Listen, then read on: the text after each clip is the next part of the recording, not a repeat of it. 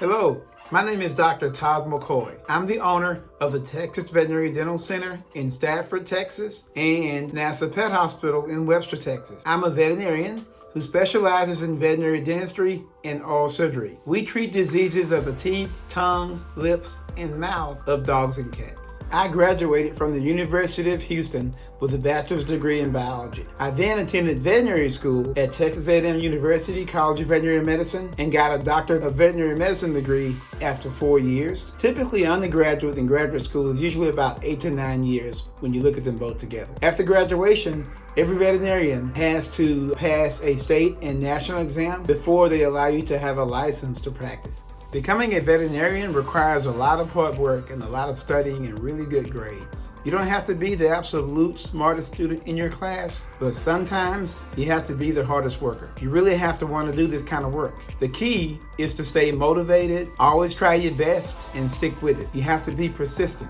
Most people don't get into veterinary school the first time they apply. When I graduated from veterinary school, I first started working on both large and small animals as well as dogs and cats. I've worked on many different types of animals, including horses, cattle, pigs, goats, birds, ferrets, foxes, even beavers and nutria. I used to make phone calls and house calls and treated people's animals at their homes and their farms. After several years in practice, I began to treat dogs and cats only. Veterinarians have to treat both sick and well patients. We are responsible for the entire animal, from the tip of their nose to the tip of their tail. That's a lot of responsibility. Veterinarians treat all body systems and we wear many hats. At different times of our careers, we have to be dermatologists, dentists, gynecologists, ophthalmologists, behavioralists, consultants, nutritionists, pharmacists, oncologists. We have to be surgeons and many, many more things as we treat the entire animal.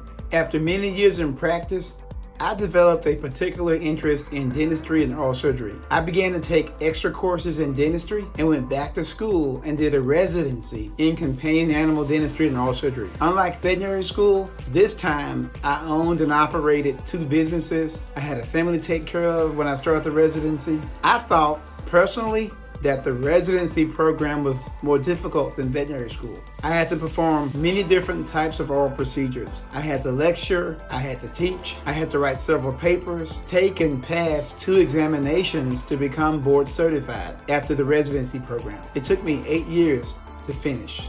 That's 8 more years above undergraduate and graduate school. I love my job as a veterinary dentist and oral surgeon. There are many people in the world who admire what we do, but there's not very many people in the world that are trained to do what we do.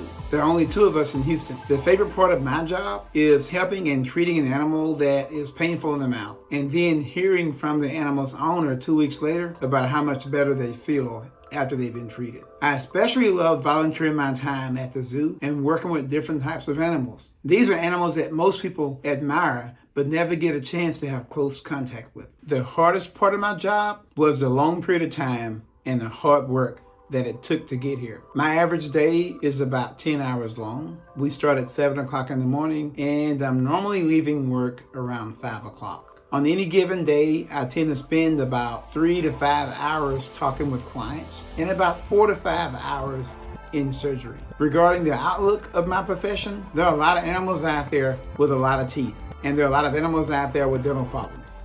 There's plenty of work to do.